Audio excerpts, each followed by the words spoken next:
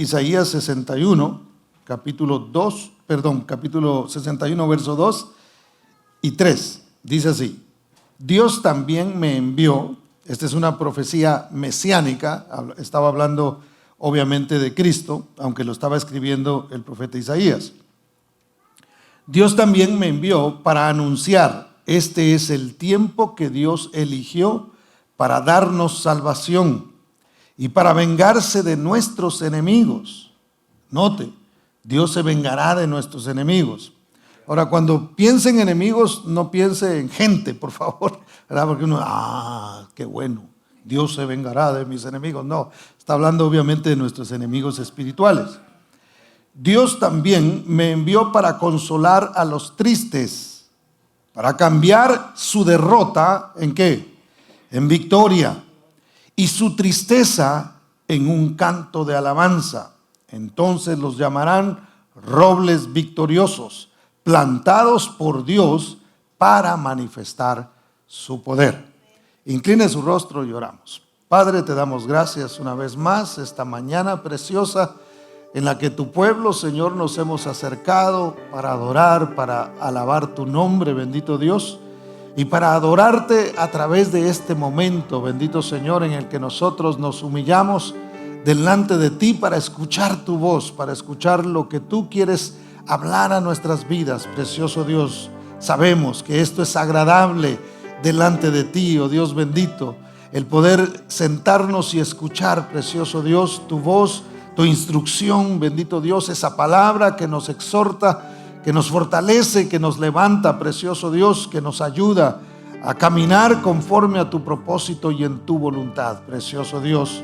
Yo te ruego que tu Espíritu Santo, Señor, se mueva en medio de nosotros y que esta palabra, Señor, sea más que un sermón, Señor, sea una palabra que llegue a nuestros corazones, que produzca cambios en nosotros, bendito Dios, y que cada día, precioso Señor, nos parezcamos más y más a tu Hijo Jesucristo.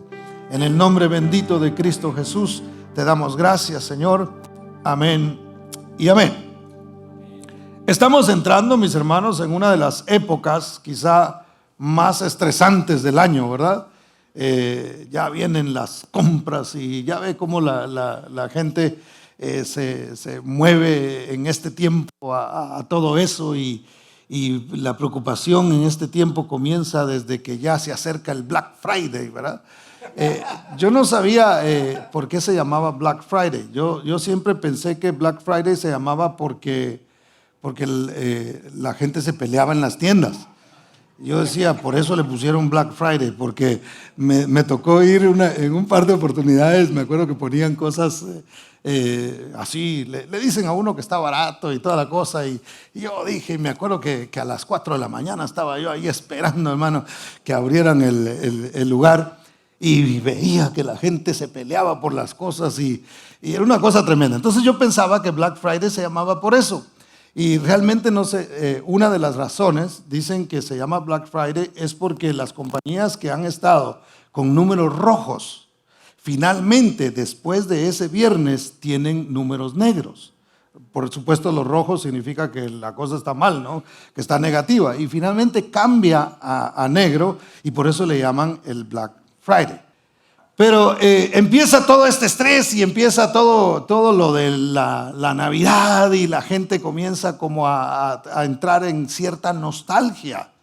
Es increíble porque un feriado que se promueve como algo que trae paz, que trae gozo, que trae felicidad a las personas, realmente en un gran porcentaje no es así.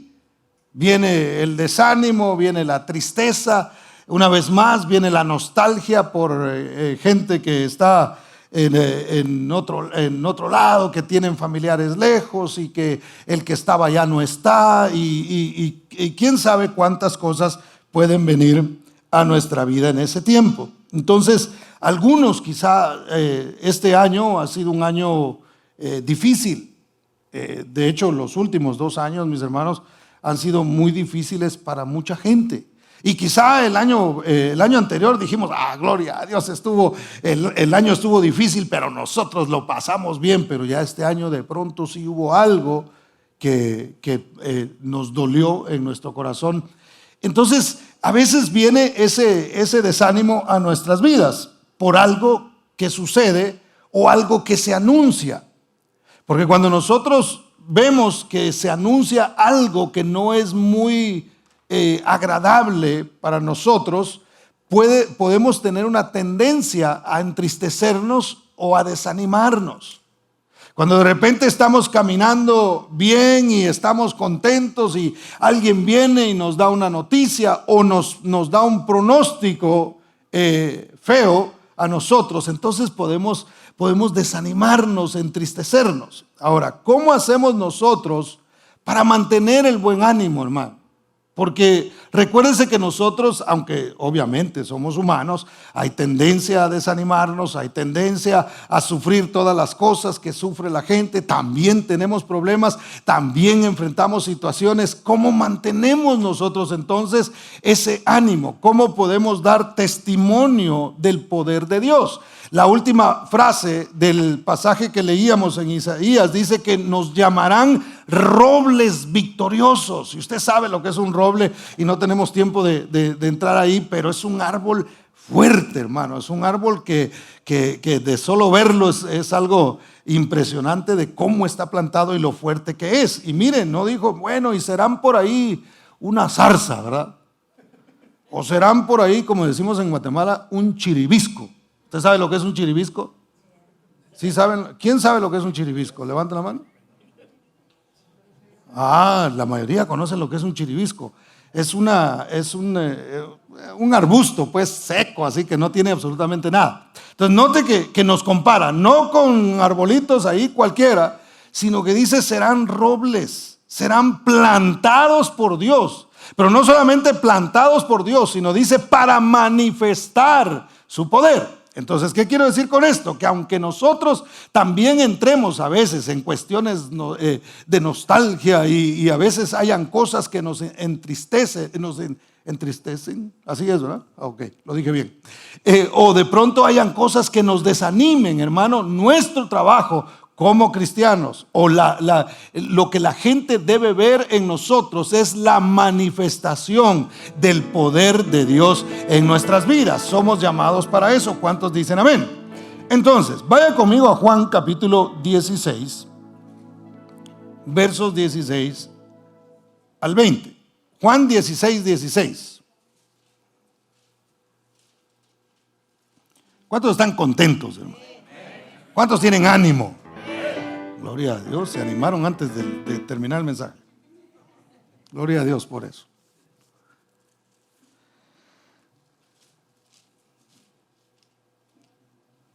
Por cierto, no les dije el título, ¿verdad? Aunque lo pusieron ahí. El tema, yo le puse tristeza que da ánimo. La tristeza regularmente no da ánimo, pero en el Señor recuérdese que las cosas son de otra manera. Juan 16, 16 al 20 dice así. Este es uno de esos pasajes así que parece un trabalenguas, ¿verdad? Como que no se entiende muy bien, pero realmente hay un mensaje precioso ahí.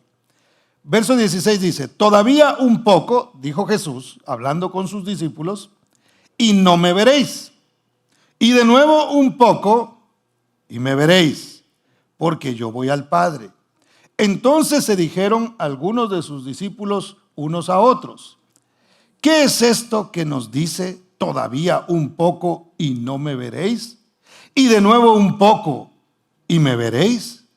Y porque yo voy al Padre, decían pues, ¿qué quiere decir con todavía un poco? No entendemos lo que habla. Jesús, conociendo que querían preguntarle, conoció, y les dijo, preguntáis entre vosotros acerca de esto que dije, todavía un poco y no me veréis, y de nuevo un poco y me veréis. De cierto os digo, que vosotros lloraréis y os lamentaréis, y el mundo se alegrará. Pero aunque vosotros estéis tristes, vuestra tristeza se convertirá en gozo. ¿Cuántos dan gloria al nombre del Señor? Denle un aplauso fuerte a Cristo porque Él es bueno. Entonces, imaginémonos un poquito la situación por la que estaban pasando los discípulos. Los discípulos lo habían dejado todo, hermano. Mire, algunos de pronto no tenían mucho, pero otros sí. Pedro, por ejemplo, tenía un negocio que él subsistía de eso, y obviamente algunos dicen que le había ido muy bien. Y sin embargo, él había dejado el negocio. Unos de ellos habían dejado familia por seguir a Jesús. Ahora, recordemos que por 3 años ellos siguen al Señor. Realmente 3 años no es mucho tiempo. Entonces yo me imagino que ellos se habían acostumbrado a esa vida de estar con Jesús, una vida llena de muchas circunstancias, pero dentro de todas ellas veían el poder de Dios. Ahora usted imagínese caminar con un hombre que hacía milagros. Un hombre que cuando se encontraban en una situación, por ejemplo, de pagar un impuesto y no había dinero, decía: ve y saca un pescado de ahí del mar, y sacaban el pescado y de repente una moneda en la boca del pescado y pagaban, que resolvían los asuntos así. Que veía que se acercaba un ciego y el ciego terminaba viendo, que se acercaba un cojo y el cojo se iba caminando. Entonces eso debió haber sido una vida fascinante para los discípulos que caminaban con Jesús, el ver todas estas cosas. Y entonces la cosa se estaba poniendo buena y decían: ¿qué más habrá más adelante? ¿Qué otras cosas vamos a ver? ¿Cuántos años vamos a pasar? Esto está para que no se acabe nunca. Y de repente Jesús empieza a hablar, obviamente, sobre su muerte y sobre su resurrección, y les empieza a decir a los discípulos: un poco y no me veréis. Otro poco más y me veréis.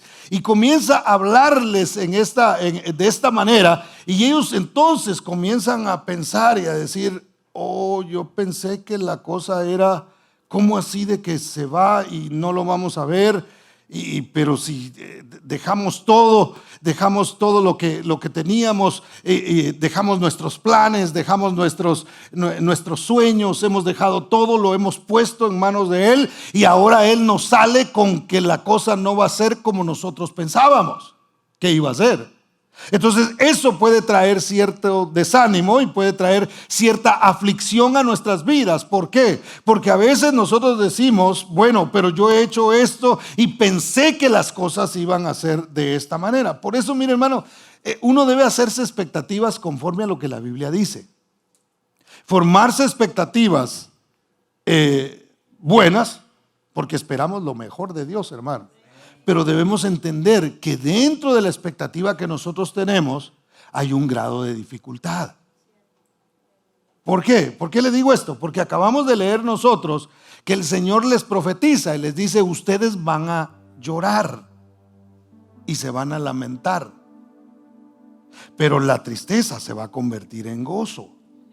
Note eso, porque nosotros nos quedamos con el gozo, ¿eh? Queremos de aquí al gozo, hermano. No queremos nada en medio. Y nosotros tenemos que entender que hay un proceso que nosotros vamos a pasar y recibir la palabra de Dios completa. Ok, el Señor dice que yo voy a pasar por lloro y voy a pasar por lamento. Es parte del asunto.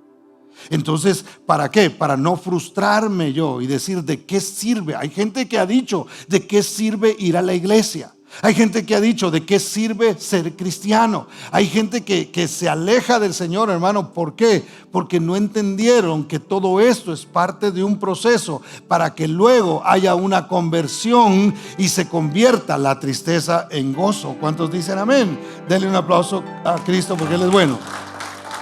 Entonces, los discípulos discuten entre ellos sobre lo que Jesús decía. En los versos 17 al 20 leímos eso. Jesús estaba en el mismo cuarto con ellos, hermano. La Biblia dice que Él entró y les dijo: bueno, esto va a pasar un poco y no me veréis, otro poco y me veréis. Y ellos empezaron entonces a hablar entre ellos, como a murmurar, así como diciendo: bueno, pero ¿qué es lo que dice? No le entendemos nada de lo que Él está diciendo. Empezaron a hablar entre ellos en lugar de hablar con Él. Mire, a veces nosotros hablamos mucho de Cristo, pero no hablamos con Él. Y hay una diferencia en eso. Porque, hermano, y Cristo, y Cristo, y Cristo, sí, pero ¿cuándo hablas con Él?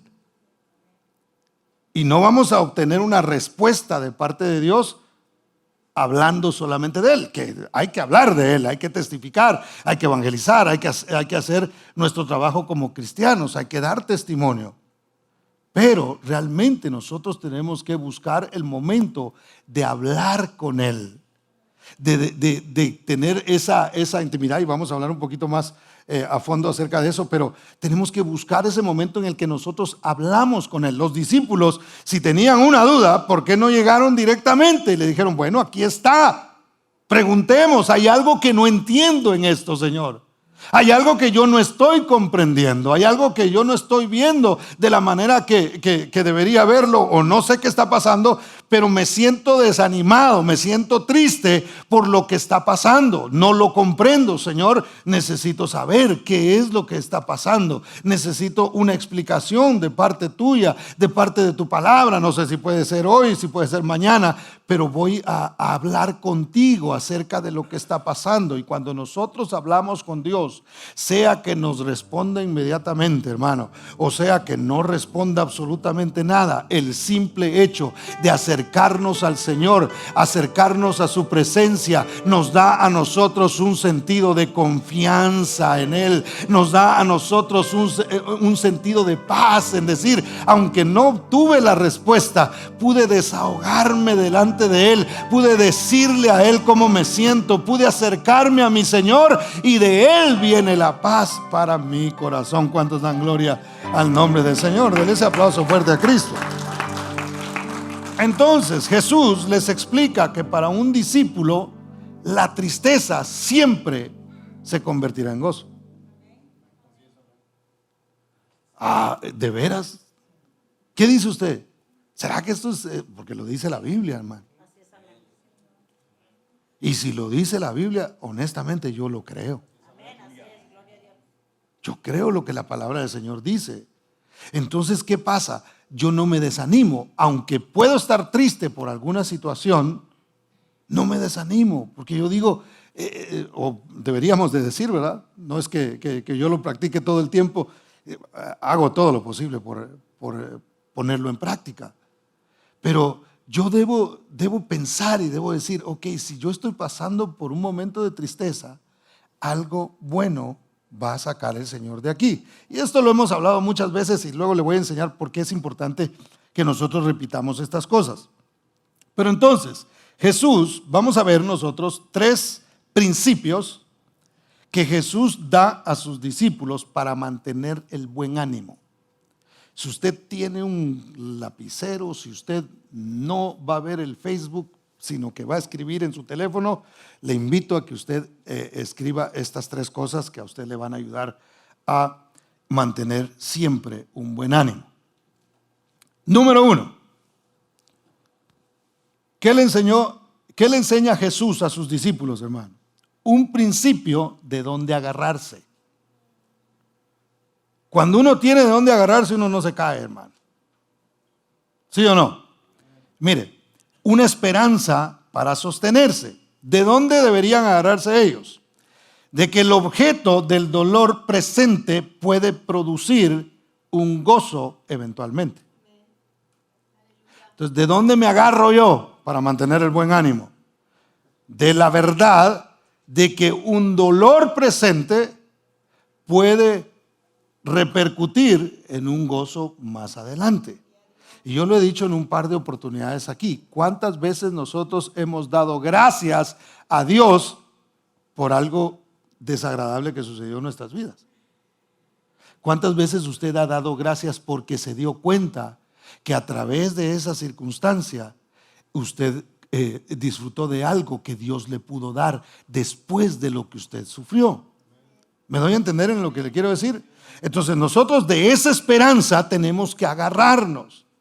De esa esperanza tenemos que sostenernos y decir, ok, voy a mantener el buen ánimo porque yo sé que algo bueno va a suceder de esto. Es cierto, fue muy difícil eso que me sucedió. Sí, es cierto, fue muy decepcionante lo que sucedió en mi vida. Es cierto, me siento triste por aquellas cosas que han hecho conmigo. Me siento triste por el desprecio que sufrí. Me siento triste por el rechazo que vino a mi corazón. Me siento triste, pero voy a mantener el buen ánimo. ¿Pensando en qué? Pensando en que el Señor me mostrará su poder y su gracia. Él me mostrará su misericordia y algo bueno va a salir que me va a hacer sentir no solamente animado, sino gozoso para honra y gloria de nuestro Señor. ¿Cuántos dicen amén?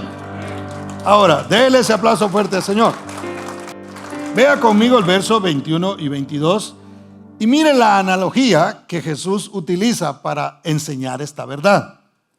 Dice 21 y 22, dice: la mujer cuando da a luz tiene dolor. Mire, el Señor les da un ejemplo a ellos. Porque ha llegado su hora, pero después que ha dado a luz un niño, ya no se acuerda de la angustia por el gozo de que haya nacido un hombre en el mundo.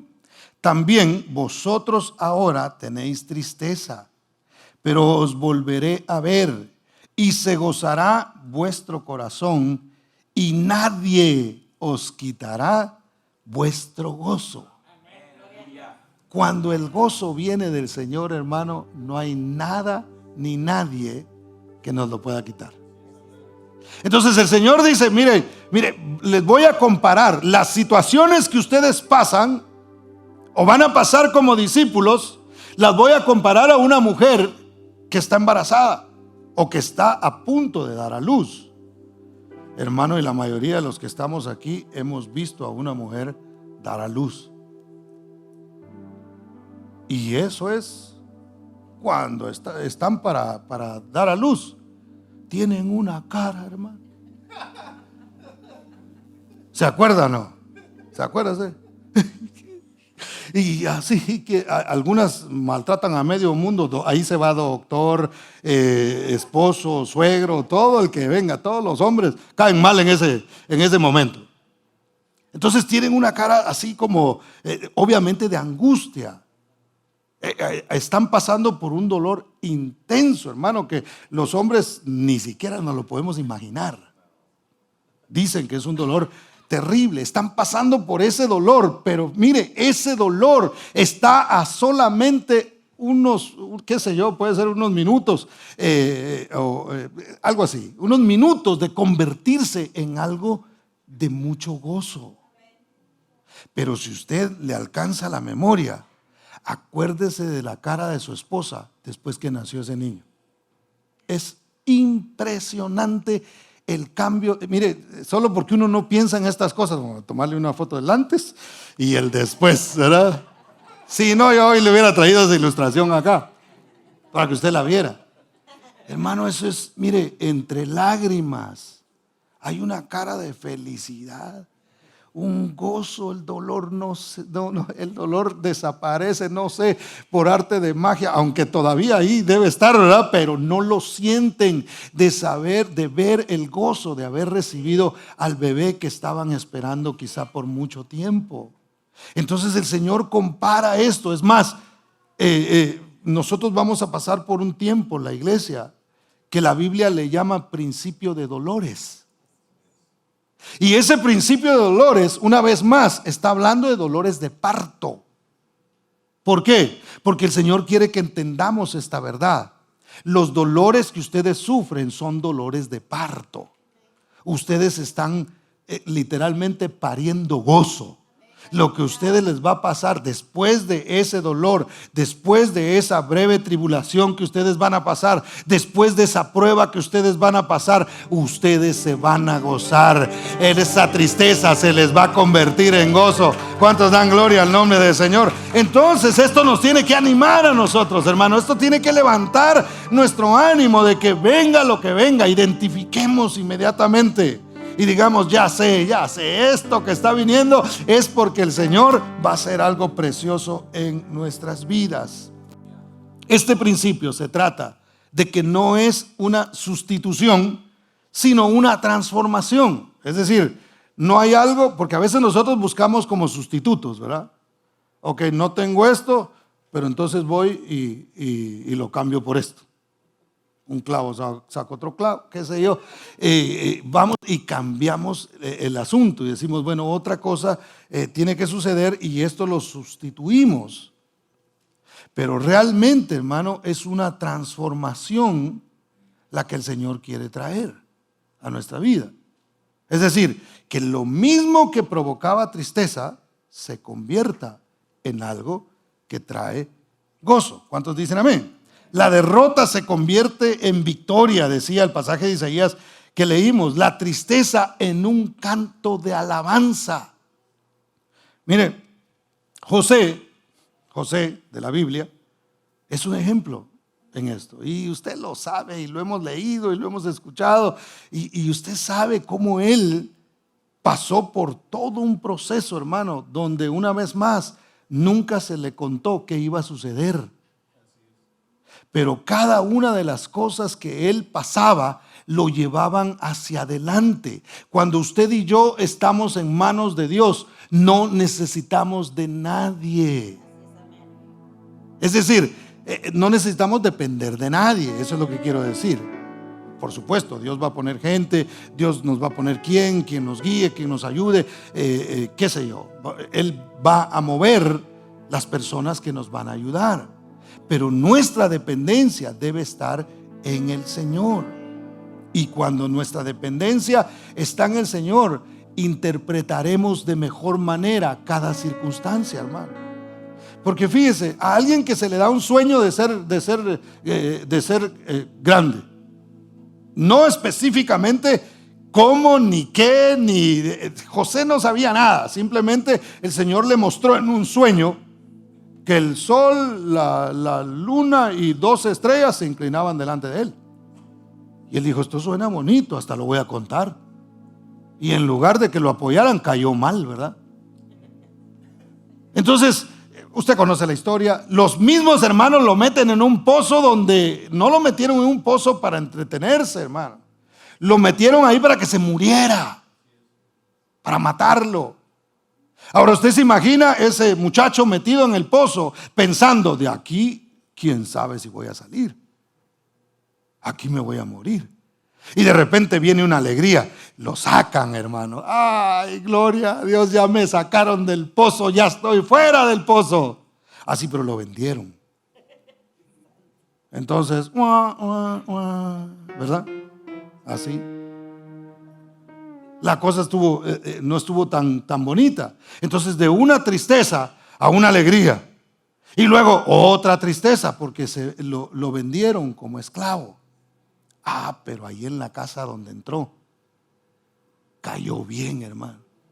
El jefe halló gracia en sus ojos. O sea, Dios le había dado esa gracia a José. Y entonces la cosa se pone buena, porque él comienza entonces no solamente no era cualquier esclavo, hermano, sino que él era el jefe ahí. Y usted conoce la historia, el mismo Potifar le dio potestad sobre toda la casa, pero de repente la cosa se pone fea, hermano, porque se apareció la mujer de Potifar.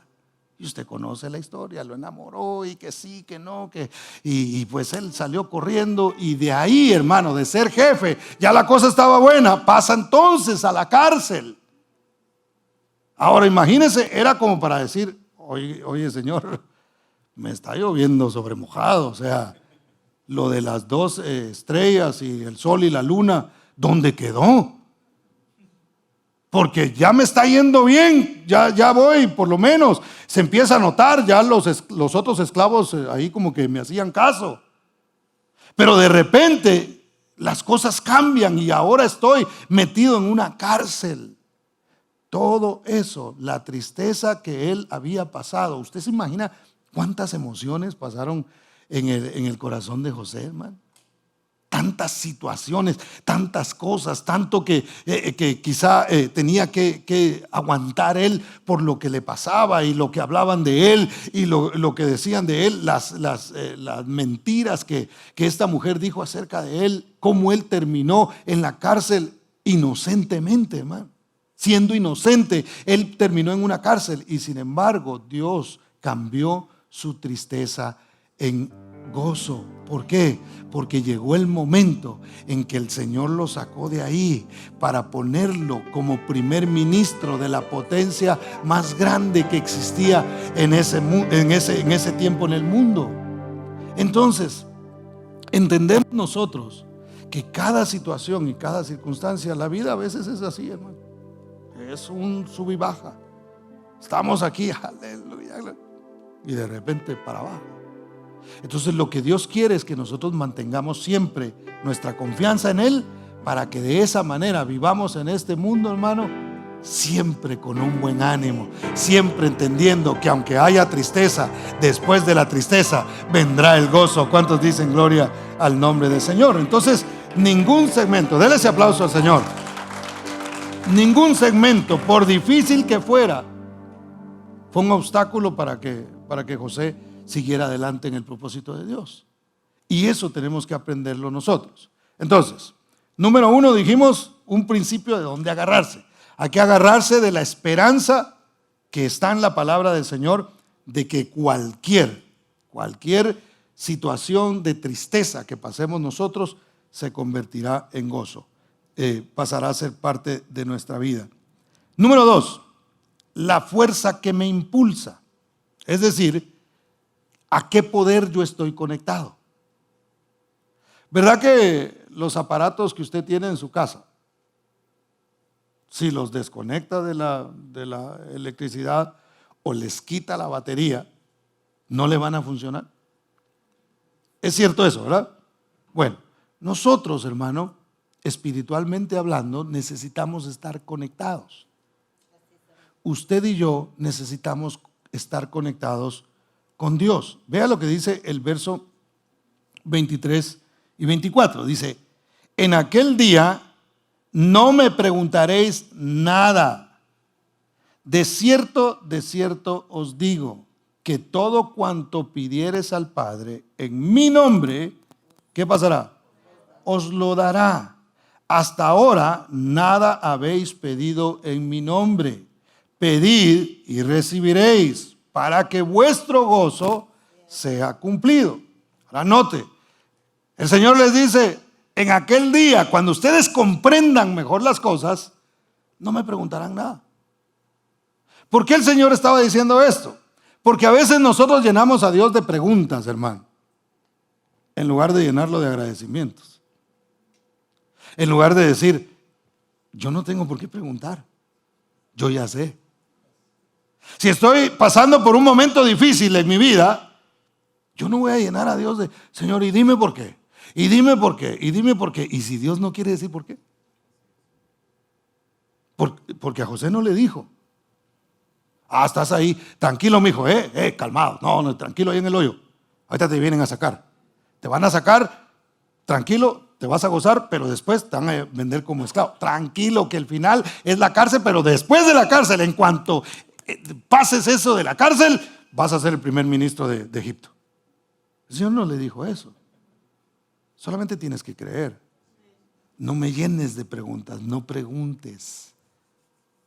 No preguntes qué es lo que estoy haciendo, solamente cree. Porque preguntar, hermano, por lo menos en este caso, es sinónimo de decir: no te creo, necesito que me digas.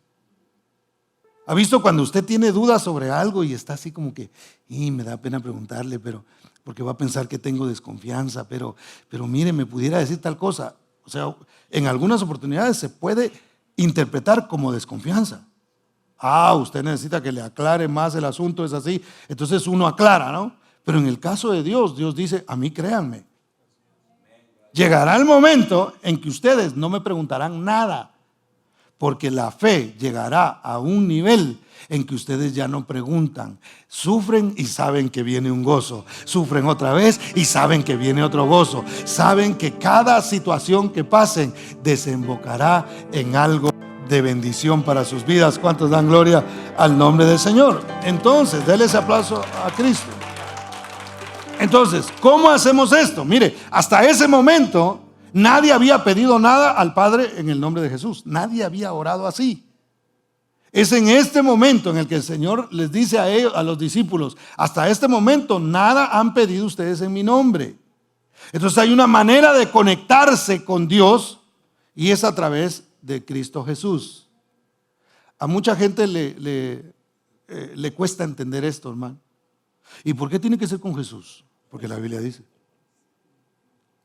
¿Y por qué el cristianismo es la religión correcta? No, es que no es religión. Es fe en Dios y una relación. En una relación con Él nos comunicamos. ¿A través de quién? A través de Cristo Jesús. Yo no puedo ser hijo de Dios si no es a través de su Hijo. ¿Me doy a entender? Entonces, tengo que conectarme con Dios a través de Cristo Jesús. Cuando yo estoy desanimado, cuando la batería se me está bajando, hermano, o ando de plano desconectado, lo que va a suceder es que voy a buscar en qué conectarme. Y yo he visto gente que bien fácil se desconectan, hermano. A veces cuando viene una situación difícil, ya me cansé de ser cristiano. De todas maneras, se desconectan. Y al desconectarse, como tienen que seguir y tienen que buscar cómo sentirse mejor, y tienen que buscar cómo animarse, cómo reanimarse, entonces se van a conectar a veces a las tomas que son inapropiadas o que son incorrectas. Yo no soy electricista, pero sí entiendo que cuando algo está conectado al voltaje equivocado, una de dos: o no funciona o se quema, ¿cierto? Tenemos uno aquí profesional. ¿Es cierto eso o nomás estoy así? Se quema, ¿verdad? Si no está en el voltaje apropiado. Entonces, un cristiano que no se conecta a Dios, usted y yo somos hijos de Dios. Estamos hechos a imagen y semejanza de Dios. Si nos conectamos a otra cosa, no vamos a funcionar, hermano. No vamos a funcionar. Necesitamos conectarnos a Dios. De ahí tiene que venir el poder. Por eso leíamos al principio de que nosotros somos robles plantados por Dios para manifestar su poder. Es el poder, es eso que no se mira, hermano, pero que hace funcionar un aparato, porque la electricidad usted no la puede ver. Usted puede ver un cable por ahí, pero usted no sabe qué es lo que está pasando. Usted no puede ver lo que pasa allí dentro. Y así es la espiritualidad. Cuando nosotros nos conectamos con Dios, usted no puede ver, pero el Espíritu Santo está fortaleciendo su vida. El Espíritu Santo le está llenando de poder, no solamente para que se emocione en la iglesia, sino para que usted camine cada día confiando en el Señor y esperando en Él. ¿Cuántos dan gloria al nombre del Señor? Entonces, no nos conectemos con cosas que no nos convienen, hermano. No busque animarse con cosas que hoy día la gente, hermano, da tristeza, de veras. ¿Con qué cosas se conectan? Con sustancias a veces. Mire lo que le pasó a esa gente que se fueron al concierto, hermano. Hace una semana, ¿se recuerda? El concierto ese yo no sabía quién era, hermano. Me enteré por las noticias. Y de por sí esa música, hermano, y no es porque esté viejo, realmente no, nunca me ha gustado mucho esa música. Y ahí va el montón de gente a conectarse con eso, hermano. Muchos de ellos, lamentablemente, 9 por lo menos, ya se murieron, hermano. Y un par por ahí que todavía están graves. La gente se conecta, ¿por qué? Porque necesita algo que le dé ánimo, algo que le dé fuerza, algo que le ayude, algo en que distraerse, hermano. Nosotros necesitamos como cristianos No buscar con qué conectarnos, sino conectarnos con el Padre. Cristo dijo, de la manera en que ustedes van a mantener el ánimo es que se conecten con el Padre a través de mí. Por eso es que ustedes deben pedir, no preguntar. Pidan: Señor, ayúdame, fortaléceme. Dame, Señor, la fuerza para sobrellevar esto que estoy pasando, porque yo sé que detrás de esto viene gozo para mi vida. Yo sé, Señor, que detrás de esta situación y de esta tristeza viene alegría a mi corazón. ¿Cuántos dan gloria al nombre del Señor? Dele ese aplauso fuerte a Cristo, porque Él es bueno. Agárrense de la esperanza y el dolor se transformará en alegría. ¿Cuántos dicen amén? Ve al verso 27 conmigo. Dice: en aquel día pediréis en mi nombre, y no os digo que yo rogaré al Padre por vosotros. Es decir, el Señor dice: mire, aunque el Señor es el eterno intercesor, ¿verdad? Pero dice, las cosas que ustedes deben pedir, yo no las voy a pedir por ustedes. Él intercede. ¿Cómo? Nosotros nos acercamos al Señor, le pedimos a Cristo, y Cristo lleva, como nuestro sumo sacerdote, lleva nuestras necesidades delante del Padre. Pero nosotros tenemos que pedir, hermano. O sea, Jesús no está orando por mí todo el tiempo, intercediendo sin que yo diga nada. Yo tengo que acercarme y orar. Tengo que acercarme al Padre a través del Hijo, y entonces recibir lo que el Señor me quiere dar. El nombre de Jesús significa autoridad, pero también conformidad. ¿Qué quiere decir esto, hermano? Quiere decir que yo le pido al Padre no con mi autoridad, sino con la autoridad que me representa a mí, que es Jesús. Por ejemplo, si alguien va y dice en un lugar, qué sé yo, a una tienda, y el papá es el dueño, ¿verdad? Y póngale que yo voy a la tienda y le digo: bueno, yo vengo aquí, soy apellido Martínez, ¿qué le parece? Oh, Martínez, ¿cómo no? Mire, aquí lo atendemos, porque como soy hijo del dueño. Pero si yo, siendo hijo del dueño, hermano, llego con una pistola y digo: écheme todo lo que tiene ahí en la caja, ¿qué va a hacer la persona?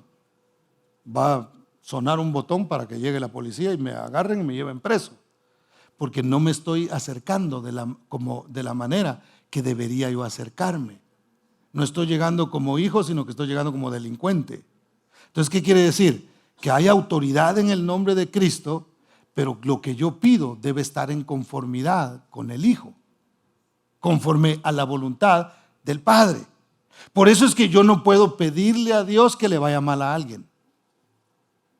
Hay gente que hace eso, hermano. De veras. Gente sin sabiduría. Señor, y oramos por nuestros enemigos, y tú te encargarás de ellos, y están pensando en gente. O sea, no están orando en contra del diablo, hermano. Y no es al diablo que quieren que el Señor reprenda. Es gente la que ellos quieren que el Señor reprenda. Y eso no funciona así. Tiene que haber una conformidad con el Padre. Nuestras oraciones deben ser oraciones que son con sabiduría, acompañadas de la palabra del Señor, con conocimiento de la Biblia. ¿Para qué? Para que entonces todo lo que pidamos se nos sea concedido por el Padre. Lo que Dios ha prometido, Él nos lo va a dar. ¿Cuántos dicen amén? Denle ese aplauso fuerte a Cristo, porque Él es bueno. Porque, hermano, yo he oído cada oración a veces. A veces gente que pide oración para ganarse la lotería, hermano. Yo les he contado, y eso es así. Yo he visto: hermanos, oren por mí, que el Señor me ayude en este ticket que acabo de comprar. Número 3. ¿Cómo dijimos los 3 principios? Lo primero, el principio de dónde agarrarse, ¿verdad? La esperanza. Número 2, la fuerza que a mí me impulsa. ¿De dónde agarro yo poder para seguir animado?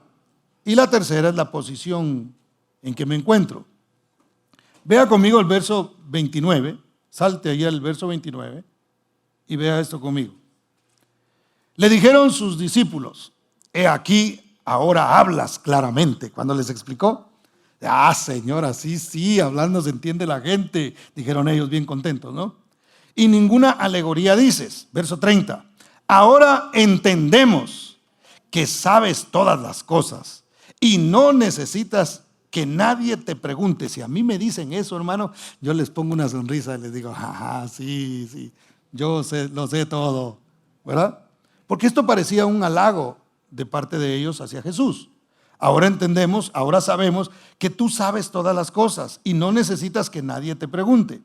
Por esto creemos que has salido de Dios. Mire lo que les responde Jesús. El verso 31. Jesús le respondió, ¿ahora crees? No, es una pregunta. He aquí, la hora viene y ha venido ya en que seréis esparcidos cada uno por su lado. ¿Y qué van a hacer? Y me dejaréis solo. Note, los discípulos empiezan a chulearlo, pues, a decirle cosas bonitas al Señor. Y el Señor dice, de veras creen, de veras ya creyeron ustedes. Pues les tengo noticias. Realmente no han creído. Realmente no han creído. ¿Por qué? Porque ustedes van a ser esparcidos. Y cuando sean esparcidos, me van a dejar solo. Ustedes dicen que creen que yo vengo de Dios y que no necesito y que lo sé todo y que no necesito que me pregunten. Pero realmente ustedes no lo han entendido todavía, porque todavía les hace falta más proceso. Todavía van a pasar por otras cosas. Es más, me van a abandonar ustedes. Mire, el Señor ya sabe hasta cuando usted lo va a abandonar o yo. El Señor ya lo sabe. Y abandonarnos no necesariamente es irse de la iglesia, ¿verdad? Porque a veces abandonamos al Señor, hermano, y viniendo a la iglesia. Porque a veces dependemos de la gente en lugar de depender de Dios. Porque a veces dependemos de las circunstancias en lugar de doblar nuestras rodillas y conectarnos con Dios para saber y conocer que estamos en su voluntad, aunque no entendamos nada, aunque nuestra mente esté llena de preguntas. Entonces el Señor dice, no has entendido todavía. Por eso tengo que dejarte que pases por otras cosas. Por eso tienen que haber otras circunstancias. Por eso tienen que haber otras tristezas. Por eso tiene que haber un proceso para que tú llegues al pleno entendimiento de cómo son las cosas. Y mire lo que sigue diciendo. Me dejaréis solo, mas no estoy solo, porque el Padre está conmigo. Estas cosas, verso 33, os he hablado para que en mí tengáis paz. En el mundo tendréis aflicción, pero confiad, yo he vencido al mundo. Entonces, ¿cuál es la posición en la que yo estoy? Yo debo entender que debo agarrarme, tomarme de una esperanza, hermano. Yo debo entender eso, pero también debo entender que necesito conectarme con Dios, porque de ahí viene mi fuerza. Pero debo tener en mente siempre cuál es mi posición, porque todo lo que nosotros podemos recibir del Padre no lo podemos recibir si no es a través del Hijo. Si yo estoy en Cristo soy nueva criatura. ¿Cierto o no? En Cristo es que yo soy predestinado. Siempre ha habido problema para entender la predestinación, ¿verdad? Fuimos predestinados y mucha gente malentiende eso. Porque entonces Dios dijo, ok, este me gusta para que venga al cielo. Este se va al cielo. A ver, este no me gusta mucho, vamos a ponerlo aquí. Este va a ir para el infierno. Y parece que Dios escogió quién se iba y quién se quedaba. No, Dios abrió una puerta llamada Cristo. Y todo el que entre ahí se hace acreedor de las promesas que Él declaró sobre su Hijo. Este es mi Hijo amado en el cual tengo complacencia. A Él oír. Entonces todo el que entra ahí, la predestinación fue sobre el Hijo, sobre Cristo Jesús. Entonces el que entra ahí es parte de esa predestinación. Si no entra, como dicen los venezolanos, no se vista que no va. Eso es así. Pero el que está en Cristo, hermano, entonces recibe lo que es para Cristo. Entonces, ¿por qué Cristo podía decir, puesto el gozo delante de él, sufrió la cruz? Mire qué interesante es eso. Porque puesto el gozo delante de mí, ok, muéstrenme algo que me vaya a producir gozo. Pero a Jesús le ponen un sacrificio adelante que él tiene que hacer. Y dice, eso es un gozo para mí. ¿Por qué? Porque yo ya sé lo que viene después. Va a ser una tribulación, va a estar fuerte, va a estar difícil, pero solo será por un momento, porque después vendrá un gozo eterno. Y eso es lo que usted y yo tenemos en Cristo Jesús. En el mundo tendréis aflicción, pero confiad, mantén la confianza, que no se decaiga tu ánimo. ¿Por qué? Porque yo he vencido al mundo. Y si yo vencí al mundo y tú vives en mí, entonces eres más que vencedor contra cualquier circunstancia, contra cualquier problema, contra cualquier dificultad. ¿Cuántos dicen gloria a Dios? Denle ese aplauso fuerte al Señor, porque Él es bueno. Entonces a veces nosotros pensamos que ya hemos comprendido correctamente algo, y la verdad es que no. A veces nosotros decimos, yo, hermano, con mis 25 años que tengo de ser cristiano, hermano, yo ya estoy en otro nivel. Y a veces viene el Señor y dice, guess what? No has entendido todavía. Va a llegar un momento en que tu fe va a flaquear. Pero si estás en mí, tranquilo. En mí puedes tener paz. En mí puedes tener gozo. En mí puedes tener alegría en medio de cualquier problema. Porque cuando hay esperanza, hermano, cuando hay esperanza, nos podemos mantener. Pasaremos por tribulación, ¿sí o no? En el Señor hay paz. En el Señor hay perdón. Hijitos, estas cosas os escribo para que no pequéis. Pero si alguno hubiere pecado, abogado tenemos para con el Padre, a Jesucristo el justo. A través de Cristo hay perdón para los pecados, hermano. Jesús dijo, yo he vencido y tú estás en mí. La victoria es en Cristo, hermano. Fíjese, termino con esta ilustración bíblica. David se enfrentó a Goliat. Y usted ha oído, los que venimos desde niños de la iglesia, hermano, eso era lo que nos enseñaba y nos fascinaban todas esas historias por las figuritas que nos mostraban y cómo el chiquito le había pegado al grandote, y eso nos gustaba. Pero si uno era chiquito, hermano, uno decía, sí se puede, ¿verdad? Y nos enseñaron todas estas cosas, y hay tantas verdades en ese pasaje, en esa historia bíblica, hermano. Pero fíjese, había un pueblo amedrentado y un jovencito que creía, que estaba confiado, que no dudaba. Y la Biblia dice que él tomó 5 piedras.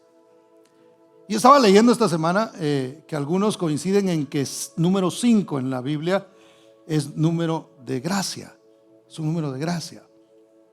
Y me llamó mucho la atención, porque toma entonces él 5 piedras. ¿Cuántos gigantes eran los que él iba a enfrentar? 1. Pero él agarra 5 piedras.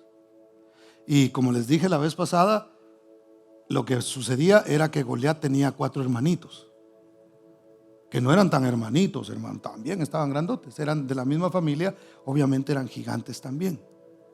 Entonces él en fe tomó 5 piedras, no tomó solo una. Dijo, por ahí oí que son 5 por todos. Y no dijo, me voy a llevar unas 20 piedras, una gran carga así, y no podía ni con ella, ¿verdad? Sino que dijo 5, una para cada uno, y una para cada uno va a servir. ¿Qué quiere decir esto, hermano? Quiere decir que él sabía que había gracia para cada circunstancia. Si yo mato a este gigante y detrás viene su hermano, tengo gracia para matar al otro. Si después de este se viene otro, tengo todavía gracia para seguir. Gracia para cada circunstancia. Es lo que Dios le da a usted y me da a mí, hermano. Cada vez que yo me enfrento a algo, Dios tiene gracia para nosotros para poder vencer. ¿Cuántos dicen amén? Dele ese aplauso fuerte al Señor, porque Él es bueno. Y la roca, usted sabe que representa a Cristo. Cristo es el que vence. De hecho, la estatua de Nabucodonosor, hermano, ¿se recuerda de esa estatua? Es una piedra pequeña, la que le pegan las canillas, diría mi mamá, y la estatua viene para abajo. Es esa piedra pequeña que representa a Cristo. Cristo siempre es representado como una roca en el Antiguo Testamento también. Entonces, a través de Cristo Jesús nosotros vencemos. No era David solamente, era la roca, era la posición en la que él sabía que estaba. Ustedes vienen aquí en contra de ustedes han provocado a los ejércitos de Dios, no al ejército, porque ese estaba escondido, hermano. Pero él sabía, él decía: hey, yo aquí no estoy, estos no son los que me van a defender a mí. Yo tengo un ejército que es más grande. Conocía su posición y él sabía. Y algo muy interesante que a mí me llama la atención en esto es que cuando David vence, hermano, a Goliat, todos los demás soldados empezaron a hacer bulla ya. Y yo me los imagino ahí danzando. Vencimos al gigante Goliat. ¿Cuál vencimos si había sido David? Por la victoria de un solo hombre. El miedo que tenían, la angustia que estaba pasando todo ese ejército, se convirtió en júbilo, en gozo. Usted ya me entendió por dónde voy, ¿verdad? Por la victoria de Cristo Jesús en la cruz del Calvario, donde Él derrotó al diablo, donde Él exhibió a las potestades, hermano. Por la victoria de un solo hombre, usted y yo hoy podemos regocijarnos y decir: yo soy más que vencedor. ¿Por qué? Por medio de Cristo Jesús, que venció en la cruz del Calvario, que derrotó al enemigo, hermano. El diablo está vencido. Está debajo de la planta de nuestros pies, hermano. Debajo de la planta de los pies de la iglesia. Sigue siendo una amenaza, pero está vencido. Y aunque a veces nos provoque, y aunque a veces nos quiera amedrentar, lo cierto es que ya alguien lo derrotó en la cruz del Calvario. ¿Cuántos dan gloria al nombre del Señor? Denle ese aplauso fuerte a Cristo, porque Él es bueno. Póngase de pie, por favor.